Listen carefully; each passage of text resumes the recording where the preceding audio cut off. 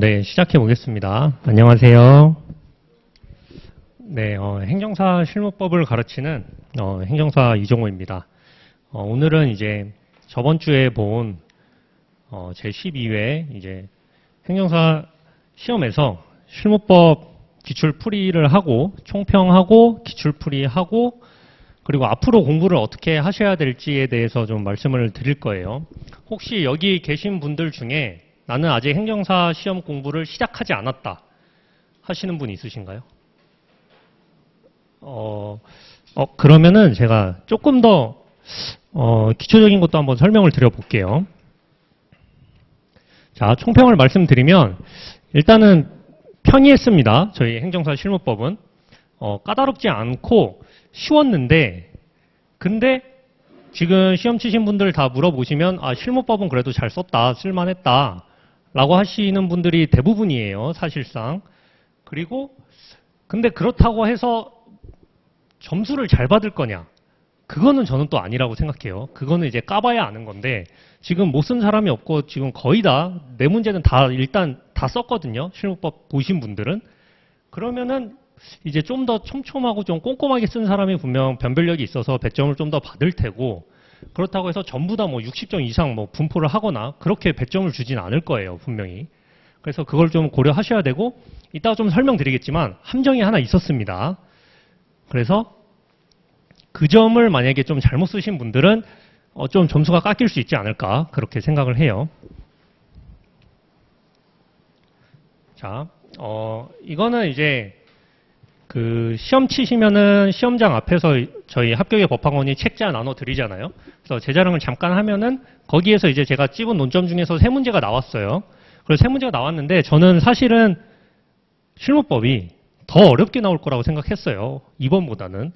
이번에 솔직히 좀 너무 쉬웠고 한 6회 이전 수준으로 좀 나온 것 같아요. 개인적으로 좀 쉽게 나왔는데 근데 또 면밀히 따져보면은 배점이 그렇게 높을 것 같진 않아요. 그래서 결국은 제가 중요하다고 말씀드린 파트에서 대부분 나왔고 그래서 공부를 하실 때 어떻게 하면 좋은지 이따가 뒷부분에서 설명드리겠습니다.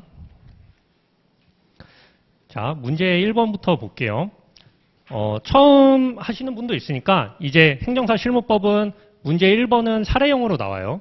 그래서 사례형으로 나오고 나머지 2번, 3번, 4번은 행정사법 한 문제 그리고 비송사건 절차법 두 문제 이렇게 나오거든요.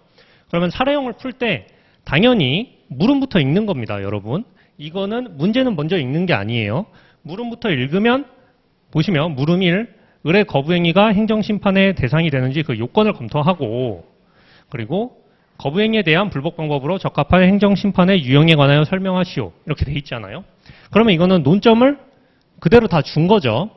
그러면 이제 아시는 분도 있겠지만 20점짜리는 뭐다? 사례형에서 논점이 2개가 들어가 있다.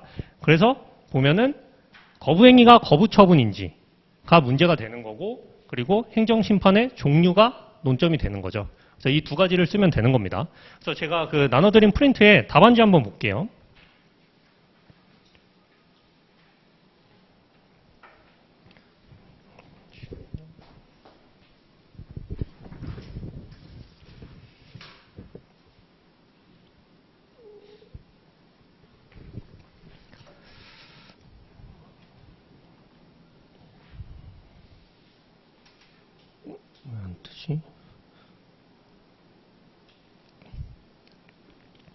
답안지 한번 볼게요. 답안지 보시면은 물음 1에 문제제기 보시면 그래서 의뢰 거부 행위가 거부 처분으로 대상 적격이 있는지 하나 논점 하나고 그리고 적합한 행정심판의 유형을 검토한다 라고 해서 논점 두 번째 거 이렇게 해서 20점짜리는 두 가지를 적어주시면 됩니다. 그리고 이제 보시면은 뭐 대상 적격의 의의 쓰고 거부 처분의 의의 쓰고 처분의 의의도 써주셔도 돼요. 처분의 의의 처분청이 행하는 구체적 사실에 관한 법 집행으로 공권력의 행사 또는 그 거부, 그 밖에 이에 준하는 행정작용을 의미한다라고 해서 이거 쓰셔도 되고 그리고 거부 처분의 처분성에서 보시면은 그 밑에 제가 학설 적어놨잖아요. 학설이랑 이제 검토를 적어놨는데 이제 문제가 너무 편리하게 나오니까 그래서 조금이라도 변별력을 주기 위해서 이런 것도 쓰는 게 나쁘지 않을 것 같다.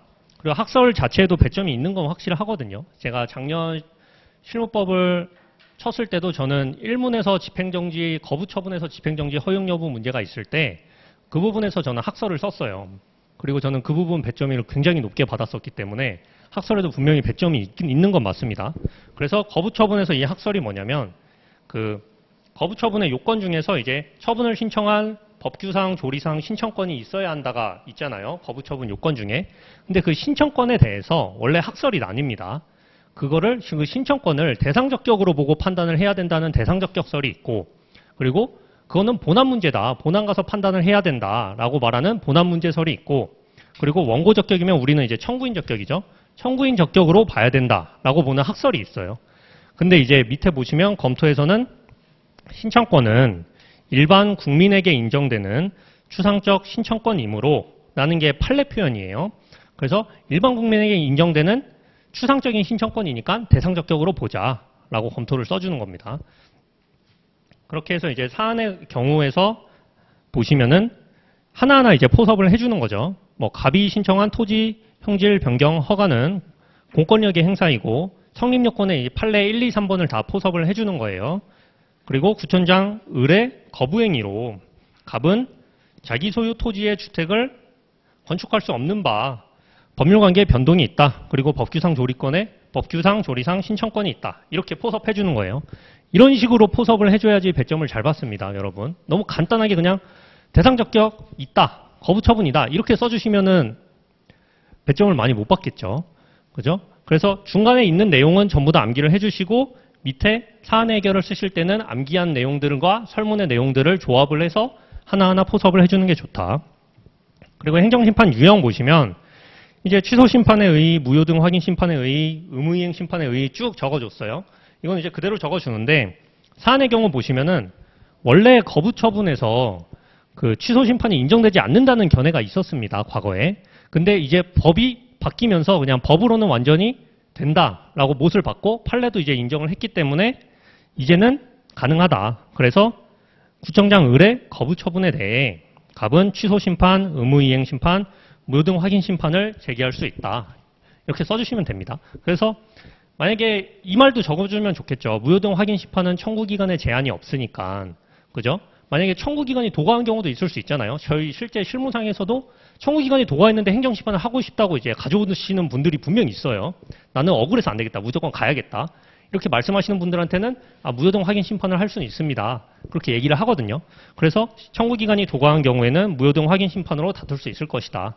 이 말을 적어주면 이제 안 적은 사람보다는 좀 더 알고 있는 거를 말하는 게 되겠죠. 그렇게 해서 이제 변별력을 조금 보여주시는 게 좋을 것 같고. 자, 문제 2번 볼게요.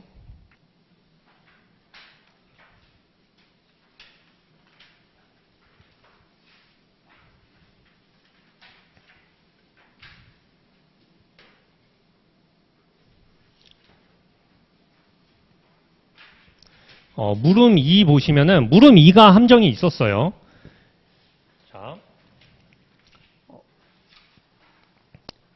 이거 다 재결의 기속력인 거는 다 찾으셨나요?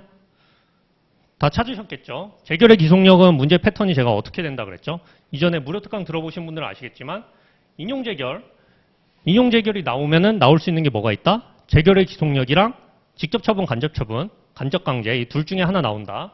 근데 읽어보면 다시 불허가 처분을 하였다라고 돼 있어요. 그럼 다시 한 거는 뭐다? 재결의 기속력이다.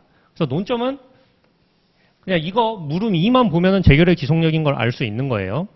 근데 이제 뭐예요? 을은 이 토지는 도시계획 변경을 추진 중이므로 그죠? 공공목적상 원형 유지에 필요가 있는 지역으로서 법령에서 정하고 있는 다른 불허가 사유에 해당한다. 는 이유로 다시 불허가 처분을 하였다라고 돼 있잖아요. 자, 문제 1에서는 원래 이유가 뭐였어요? 이 토지가 그 지용조건 등에 비추어 주택을 건축하기에 매우 부적합하다. 이거잖아요. 그럼 이게 여러분, 자, 재결의 기속력 이제 처음 들으시는 분도 있으니까 재결의 기속력은 뭐예요? 인용재결에서 발생하는 그 처분을 한 행정청과 그 관계행정청을 구속하는 힘이에요. 그래서 재결의 취지에 따라서 처분해줘라 라는 게 재결의 기속력이거든요. 근데 재결의 기속력이 범위 안에 있으면은 이제 다시 처분을 할 수 없습니다. 그죠? 반복금지 의무에 의해서 동일한 상황에서 동일한 처분을 할 수 없어요. 재결의 기속력은. 근데 그걸 어떻게 판단을 하냐? 기본적 사실관계의 동일성을 가지고 판단을 하죠. 그죠? 기본적 사실관계의 동일성을 가지고 판단을 하는데 그러면 이게 방금 말한 지형 조건 등의 이유로 주택을 건축하기에 부적합하다는 사유랑 그러죠?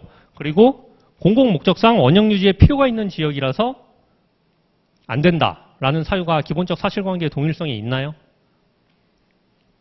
그걸 보셔야 돼요. 근데 여기서 함정이 뭐였냐면 자, 법령에서 정하고 있는 다른 불허가 사유에 해당한다는 이유로 여러분 답안 쓰실 때 법령에서 정하고 있는 다른 불허가 사유니까 기본적 사실관계가 다르다. 그래서 기사동의 기본적 사실관계 동일성이 없다. 이렇게 쓰신 분 있나요 혹시? 법령에서 정하고 있는 사유가 달라서? 그러면 위험해지는 거예요. 제가 드린 한번 프린트 볼게요. 프린트에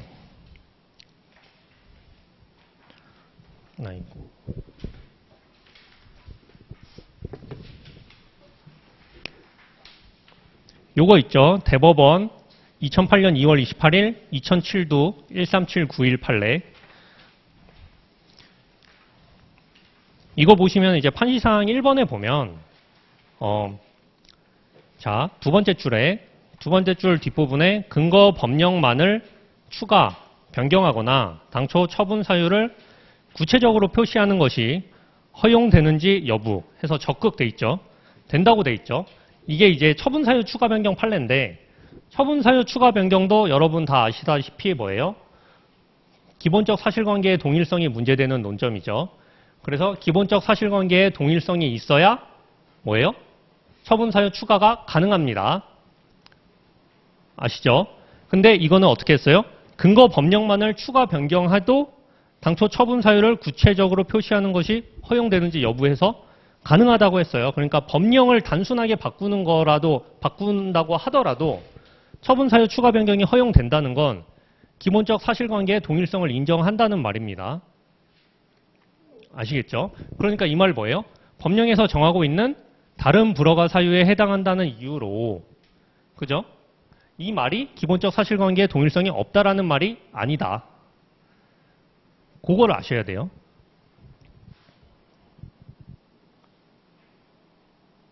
그게 차이가 있습니다. 그래서 근데 그 법령에서 정한 사유가 그게 있어요. 그러니까 무조건 법령에서 정한 사유가 다르다는 이유로 기본적 사실관계의 동일성이 뭐 인정되지 않는 건 아니고 저희 이제 공부 다 하셨으니까 행정절차법에서 그거 있죠. 비공개 사유. 비공개 사유에서 뭐 경영 및 영업상 이유로 공개 결정하지 않는 거랑 개인의 사생활 침해로 인한 공개 결정하지 않는 거랑 법령의 그 각 호가 다르잖아요. 그러면 그 경우에는 기본적 사실관계가 다른 겁니다. 왜냐하면 사실관계가 다른 거거든요. 판례는. 그러니까 판례가 볼 때는 기본적 사실관계의 동일성 판단을 할 때 그 구체적인 사실에 착안하여 그 기초가 되는 사회적인 사실관계가 다를 때 판례는 기본적 사실관계의 동일성을 판단을 하잖아요. 그러니까 법령으로 판단을 하는 게 아닙니다. 그래서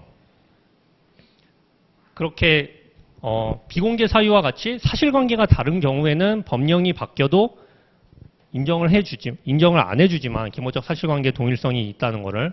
근데 인정을 해주는 것도 있단 말이에요. 요거 볼게요. 요거.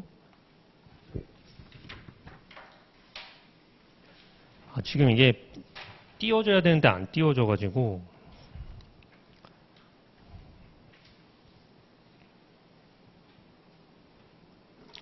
자, 이거 보면서 진행할게요. 이거 제4조 토지용질 변경 등 행위허가 기준 등에 관한 규칙. 저희 시험에 나온 거예요. 이번에. 이게 국법이에요. 현재는 이제 개정돼서 이 법이 이제 없는데 국법의 제4조의 1항의 각 호를 보시면은 이제 각 호의 4조 1항 3호를 보시면 공공 목적상 원형 유지에 필요가 있는 지역 이렇게 써 있습니다.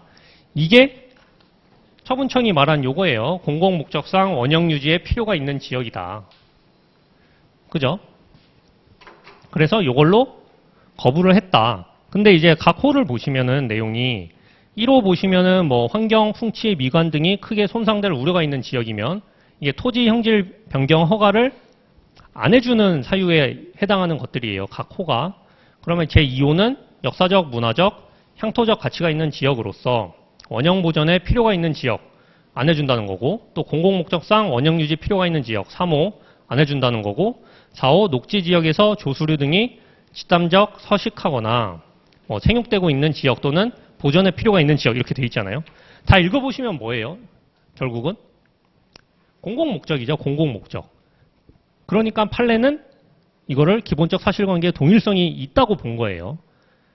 아시겠죠? 결국은 토지 형질 변경 허가라는 동일한 행위에 대해서 판례는 법률적 판단만 달리하는 거기 때문에 기본적 사실관계의 동일성이 있다.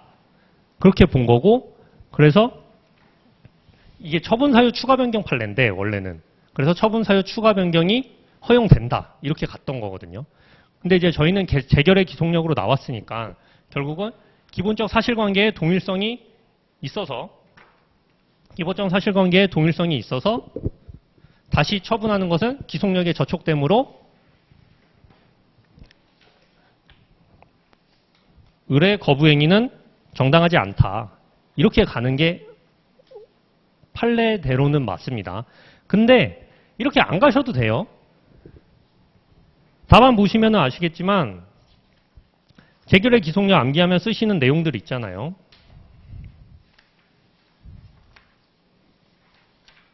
뭐 내용 쓰고 효력 범위 쓰고, 그리고 물으면 이해 해결할 때 그대로 가실 필요 없고, 만약에 나는 이거를 기본적 사실관계가 동일하다고 보지 않는다. 지형 조건이 등의 이유로 해서 부적법해서 주택을 건축할 수 없다는 거랑 공공목적상 원형 유지에 필요가 있다는 사유가 나는 기사동이 없는 것 같다. 기본적 사실관계 동일성이 없는 것 같다. 라고 생각을 하시면은 그렇게 가시면 됩니다. 논리만 맞으면 답안은 점수는 다 드려요. 근데 제가 아까 함정이라고 말했던 거는 법령에서 정하고 있는 다른 불허가 사유에 해당한다는 이유. 이거 있잖아요. 그래서 법령에서 다른 불허가 사유로 거부했으므로 기본적 사실관계의 동일성이 없어서 이런 식으로 가면 안 된다는 거죠. 답안을 쓸 때. 그 점을 아시겠죠? 이런 식으로 가지 말고 애초에 말했던 당초 사유랑 이 공공목적상 원형 유지에 필요가 있는 지역이라는 사유가 기본적 사실관계의 동일성이 없어서, 그죠? 없어서 기속력에 저촉되지 않고, 그래서 다시 불허가 처분하는 건 정당하다. 이렇게 가면 문제 없는 거예요. 아시겠죠? 그래서 그런 식으로 풀면 된다. 논리만 맞으면 되는데 이 다른 법령 때문에 제가 볼 때 잘못 쓰신 분들이 있을 것 같아서 그런 분들은 조금 위험할 수 있지 않을까 생각을 합니다. 그래서 이게 그나마 함정이라면 함정이었고, 그 외에는 사실 문제들이 굉장히 평이했어요. 자, 문제 2번 볼게요.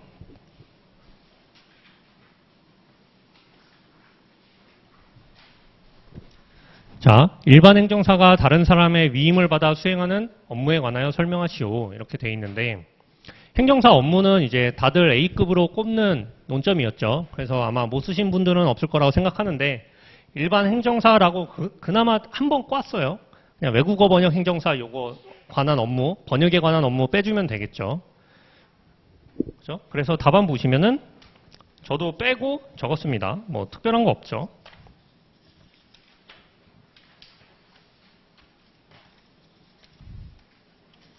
그래서 맨 처음에 행정사법의 목적 적어주고, 그리고 일반 행정사 의 적어주고, 그리고 업무 해가지고 의의를 저는 적어줬어요. 그래서 행정사, 왜냐면은 문제에서는 위임을 받아 수행하는 업무에 대해서 적으라고 했으니까, 그죠? 그래서 조문에 적혀 있는 내용이거든요, 이게. 그래서 행정사는 위임을 받아 업무를 수행한다. 그래서 다만 다른 법률에 따라 제한된 업무는 할 수 없다. 이 말을 적어주고 이제 내용과 범위에서 업무를 다 적어줬습니다. 그리고 내용이 이제 분량이 너무 적으니까 금지 사항까지 같이 적어준 거예요. 그리고 행정사 업무 금지와 이제 비슷한 명칭 사용 금지 적어준 겁니다. 문제는 평이했죠. 그리고 비송사건 절차에서 이제 사실인정의 원칙과 방법에 대하여 설명하시오 돼 있는데, 이거 이제 1회랑 7회에 나온 논점이죠. 1회랑 7회에 나왔는데, 사실 이번에 나올 만 했죠. 왜냐면은 비송사건이 제가 특강에서 말했지만 총칙이 중요합니다, 여러분. 그래서 총칙을 공부를 하셔야 되는데, 지금 사실인정의 원칙과 방법에 대해서 하고, 이때 1회가 심리 방법에 대하여 쓰라고 나왔고 7회가 증거조사에 대해서 나왔어요. 증거조사에 관하여 쓰시오 이렇게 나왔거든요. 그리고 이번에 사실인정의 원칙과 방법에 관하여 설명하시오라고 돼 있어요. 그럼 결국 비송사건에서 심리에 있는 그 파트에서 분설해서 낸 거예요, 결국은. 그러니까 1회는 심리 방법 전부 다 적는 거였고 7회는 증거조사만 뽑아서 적는 거였고 이번에는 사실인정의 원칙과 방법을 적는 거였다. 결국 파트는 동일했다. 그래서 보시면은 답안 보시면 자, 비송사건의 심리 목차를 처음에 이렇게 잡았어요. 왜냐하면 심리의 큰 파트니까 심리로 목차를 하나 잡고 그리고 밑에 사실인정의 원칙 잡고 그리고 사실인정의 방법 이렇게 잡았습니다. 제가 아직 교재를 출간하지 않았고 제 수업을 들으시는 분들이 아직 없으니까 내용이 조금 다를 수는 있어요. 근데 여러분 그 비송사건은 이해를 하시면은 암기가 좀 쉬운데 단순 암기를 하면 좀 어렵거든요. 근데 비송사건이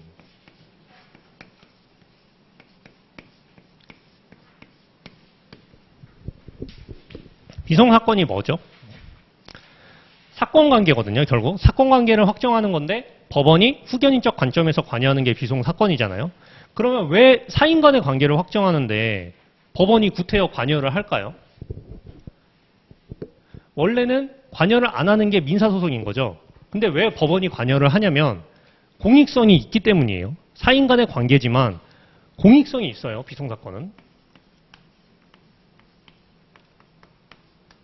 그리고 공익성이 있고 이게 개인과 개인 간의 관계보다 다수의 관계가 관련되어 있는 경우가 많아요. 비송사건이. 그래서 신속성을 중요하게 봅니다. 그래서 이 두 가지를 가지고 생각을 하시면 조금 쉬워요. 비송사건은.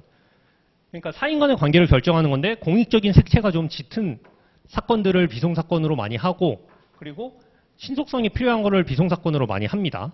그래서 내용을 보시면 자, 비송사건의 심리 보시면은 비송사건의 재판은 확정된 사실을 기초로 법률의 목적에 적합하게 사건관계를 형성하는 게 비송사건인 거예요. 그래서 심리는 신문에 의한다고 하는데 심리가 원래는 뭐예요? 민사소송에서 하는 거죠. 민사소송에서 이제 변론주의에 의해서 서로 대심해서 이제 다투는 거잖아요.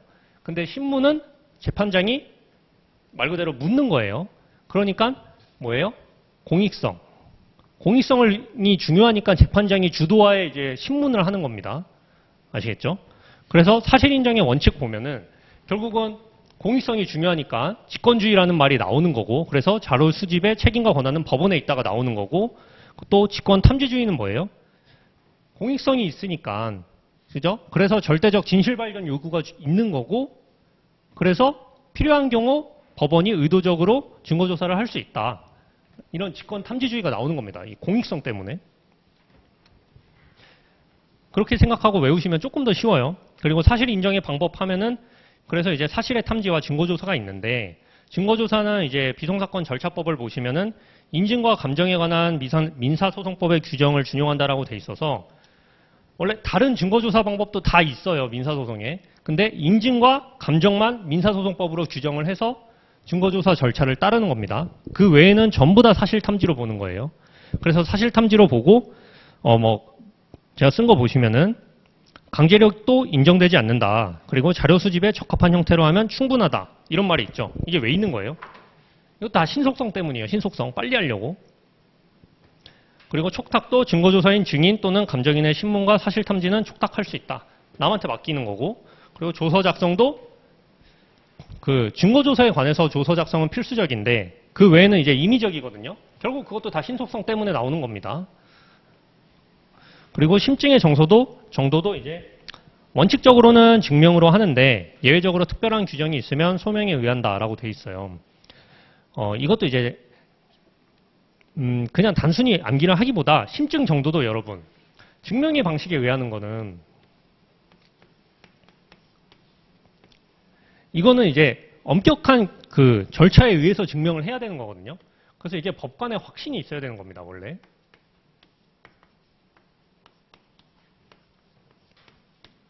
법관의 확신을 들게 하는 게 증명이에요. 아시겠죠? 그리고 소명은 뭐냐면 이거보다 한 단계 낮은 걸 소명이라고 하는 거예요. 그래서 법관의 심증. 그죠? 이건 심증적으로는 맞는 것 같다. 이런 거 우리 하잖아요. 그러니까 소명은 심증의 정도고 증명은 법관이 확신을 갖게 하는 게 그 정도입니다. 그래서 요거를 구분하고 좀 기억하시면 좋을 것 같아요. 그래서 결국 소명도 왜 있는 거다?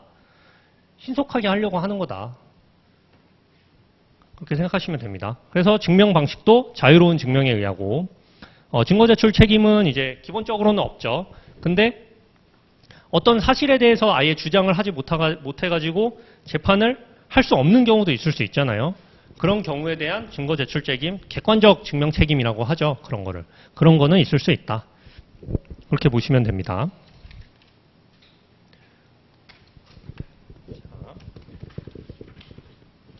이제 4번 볼게요.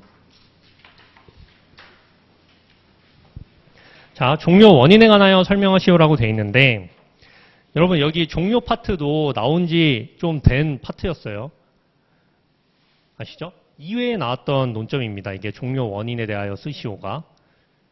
그렇기 때문에 충분히 나올 거 예상할 수 있었다. 그래서 답안 보시면은 지금 보시면 쭉 보시면 아시겠지만 이제 처음 들으시는 분들한테 말씀드리면 행정사법은 한 문제가 나오고 그리고 이렇게 약술로 나옵니다. 그리고 비송사건 절차법은 두 문제가 나오고 그래서 40점 그리고 두 문제 다 약술로 나온다. 그리고 보시면 비송사건 절차법은 전부 다 총칙에서 나온다. 강론에서 나온 적이 지금까지 12회 역사 중에 딱 한 번 있어요. 재판상 대위. 근데 사실은 총칙이 제일 중요하다. 그래서 저는 원래 동차생들은 총칙만 보라고 말씀드려요. 공부하실 때. 자, 문제사 해설 볼게요. 종료 사유에서 보면은 자, 세 가지로 나뉩니다. 종국재판에 의한 종료랑 당사자 행위에 의한 종료, 그리고 당사자 사망에 의한 종료 해가지고 이건 쭉 쓰시면 되는데 결국은 이제 암기한 걸 쓰시면 되는 내용인데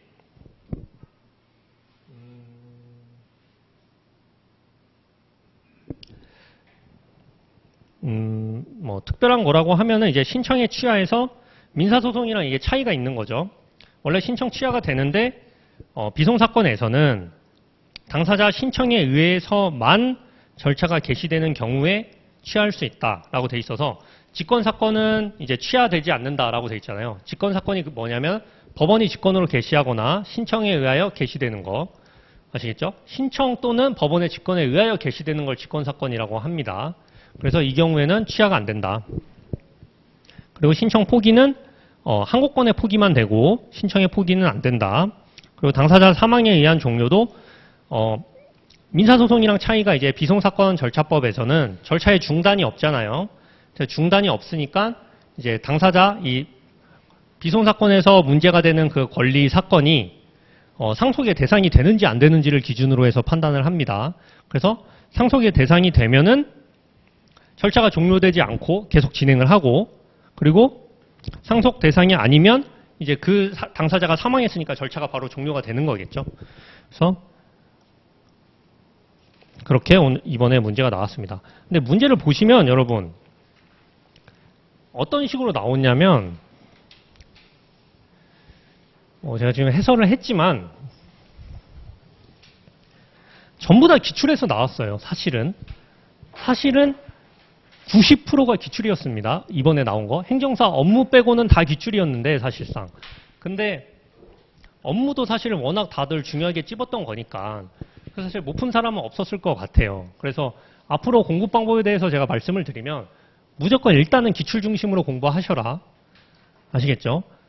무조건 기출 중심으로 공부를 하시고 그 다음에 기출이 이제 출제된 중요 파트들이 있어요. 그 파트를 중심으로 이제 공부 범위를 넓혀서 공부를 하시는 겁니다. 그렇게 공부를 하셔야지 단기에 가장 빠르게 합격권에 갈 수 있어요. 아시겠죠? 올해 보시면 알겠지만 행정사 실무법도 그렇지만 뭐 다른 것도 기출에서 나온 거 또 나오고 그랬잖아요. 그거 보시면은 결국은 기출이 제일 중요하다. 기출에 나왔다고 해서 안 보는 게 아니라 기출을 먼저 보시고 거기에서 이제 범위를 조금씩 넓혀가시면 그런 식으로 공부하는 걸 저는 추천드려요. 그래서 보시면은 이게 제 8월에 제가 특강했는데 올린 자료거든요. 근데 보시면 여기서 다 나왔어요. 이번에 시험 출제된 거. 지금 여기 있는 논점이 한 40개 정도 되는데 실제 책을 보면은 이제 논점 보통 한 80개 정도 될 거예요. 그러니까 기출 중심으로 해서 범위 좁히면은 한 60, 70%만 공부하시면 돼요. 그 책 내용에. 그래서 보시면은 지금 올해 나왔던 것 중에 자, 심리 증거조사. 그죠? 그 강의 보시면 제가 말씀드렸을 거예요. 여기 중요하다고. 이 파트 전부 다. 그래서 여기서 나왔고 종료 사유도 이제 나온 지 2회니까 2회, 4회, 5회, 6회 이렇게 나왔거든요. 이 파트에서. 그러니까 이 파트 중요하다. 그렇게 말씀드린 데서 나왔고 업무도 보시면은 이거 형광펜 표시돼 있거든요. 이거 전부 다 뽑고 있는 데다. 그래서 나올만 하다라고 말씀드린 데서 나왔고 그리고 재결의 기속력도 이거 제가 중요하다고 별표 친 자리거든요. 재결의 기속력도 그래서 나왔고 그리고 대상적격 나오면 무조건 거부 처분 아니면 부작위로 나온다. 그래서 거부 처분 나오면 무조건 대상적격 쓰는 거 생각하시라라고 제가 말씀드렸거든요. 거기서 다 나왔습니다. 그러니까 결국 공부를 하실 때 여러분이 어떻게 하셔야 되냐. 기출을 중심으로 공부를 하시고 거기서 범위를 넓히면서 공부를 하시는 게 좋다. 저는 이 방법이 맞다고 생각해요. 가장 빨리 합격하려면 이 방법이 가장 합격권에 빨리 올라갈 수 있습니다. 제가 이렇게 공부했고 그래서 저도 단기에 붙었고 지금 제가 올해 지도하는 분도 이렇게 했는데 지금 잘 보셨다고 해요. 결과는 나와봐야 알겠지만 이런 식으로 공부를 해야지 본 거를 계속 반복할 수가 있어요. 처음부터 너무 자세하고 이렇게 넓게 공부하시면은 반복이 안 됩니다. 주관식 시험은 같은 걸 계속 반복하면은 의외로 금방 수준이 올라오는 시험이거든요. 근데 방향을 잘못 잡고 너무 꼼꼼하고 넓게 공부하시면 이제 3000포로 빠져서 오래 걸리는 시험이 될 수 있어요. 그러니까 공부 방법을 이렇게 잡고 공부를 하는 걸 추천드린다. 자, 남은 기간 잠깐 뭐 짧게 그냥 당부의 말 드리면 제가 상담을 좀 많이 받는데 그런 얘기 하시는 분들이 있어요. 이제 남은 기간에 이제 1차 시험 끝났는데 공부 어떻게 해야 되냐, 지금부터 공부해야 되냐 이렇게 말씀하시는 분들이 있는데 저는 어떻게 생각하냐면 일단 나는 2차 시험을 그래도 최선을 다해서 열심히 달린 것 같다. 그러면 저는 쉬라고 좀 말씀드립니다. 발표 때까지는 좀 쉬셔도 돼요. 그리고 여러분들이 생각하는 것보다 이 1년에 한 번 치는 중간식 시험이 정신력과 체력을 굉장히 많이 소모합니다. 좀 해보신 분들은 느낄 거예요. 그래서 정신력과 체력을 충전하는 것도 저는 수험 생활의 일부라고 생각을 하고 그래서 좀 먹고 싶었던 것 좀 드시고 그리고 만나고 싶었던 사람 만나시고 보고 싶었던 것들을 좀 보시면서 쉬시고 근데 그때 뭘 하셔야 되냐면 여러분 지금까지 내가 2차 시험 동안 공부를 할 때 어떻게 공부했는지를 좀 돌아보셔야 돼요. 그래서 좀 큰 숲을 한번 그려야 됩니다. 나는 이번에 이런 식으로 공부를 했는데 이번에 시험을 쳐보니까 이런 게 좀 부족했던 것 같다. 이런 걸 좀 보완해야 되는 것 같다. 나는 이번에 공부를 했는데 갈피를 못 잡아서 이 선생님 책 보고 이 선생님 책 보고 막 이렇게 갈팡질팡 하다가 마지막 한 달에 급해서 그냥 몰아붙였다. 그러면 이제 자기의 그런 잘못된 점들이 보일 거 아니에요. 계속 반출을 해보다 보면. 그런 것들을 좀 이번에는 그럼 이렇게 공부하지 말아야지. 그리고 이번에는 이런 걸 좀 더 신경 써서 공부를 해봐야지. 그런 것들을 좀 생각을 하시는 걸 추천드려요. 그리고 12월에 발표 나면 만약에 잘 되면 너무 좋겠지만 만약에 잘 안 되더라도 그럼 이제 그때부터 공부 계획 본격적으로 세워서 세부적으로 계획 짜면서 다시 수험생 모드로 돌입하시는 겁니다. 그렇게 해야지 또 내년에 시험 날까지 쉬지 않고 달릴 수 있어요. 제가 이전에 그 특강에서 그 설명회에서도 말했던 내용인데 마라톤과 같아요. 근데 여러분 마라톤은 당연히 그거 뭐 당연한 얘기지 누가 모르냐라고 물어보시는 분들이 많은데 그럼 마라톤을 여러분 완주를 하려면 어떻게 해야 되나요? 처음부터 전속력으로 달리면 당연히 완주 못합니다. 그러니까 지금부터 다시 나는 뭐 9 to 6 하겠다. 그러면은 힘들어요. 그러니까 처음부터 자기가 할 수 있는 공부량을 정해서 자기에 맞는 페이스로 꾸준하게 달리는 게 중요합니다. 왜냐면은 전속력으로 달리면 중간에 한번 퍼지거든요. 이 42.195가 마라톤에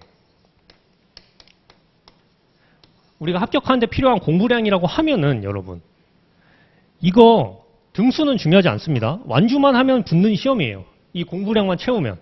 근데 이 공부량을 그러면 어떻게 채우냐? 처음부터 전속력으로 달리면 중간에 달려가다가 분명 중간에 한번 퍼집니다. 그죠? 무조건 슬럼프가 와요. 너무 이제 잠 줄여가면서 열심히 하시는 분들 보면은. 근데 이렇게 퍼지면은 다시 몸 추스리고 다시 일어나서 열심히 하기가 쉽지가 않아요. 그거 느껴보신 분들 아시겠지만. 그래서 자기가 지치지 않을 정도로 수면도 적당히 좀 취해 주시면서 꾸준하게 달리시는 게 중요합니다. 주변 사람 좀 신경 쓰지 마시고 자기 페이스에 맞게 그렇게 공부하시면은 완주만 하시면 붙을 수 있는 시험이기 때문에 그렇게 하셨으면 좋겠고요. 그리고 결과가 어떻게 될지 모르겠지만 이제 여기 오신 분들 모두 좋은 결과 얻으셔서 내년에 볼 수 있기를 응원하겠습니다. 감사합니다.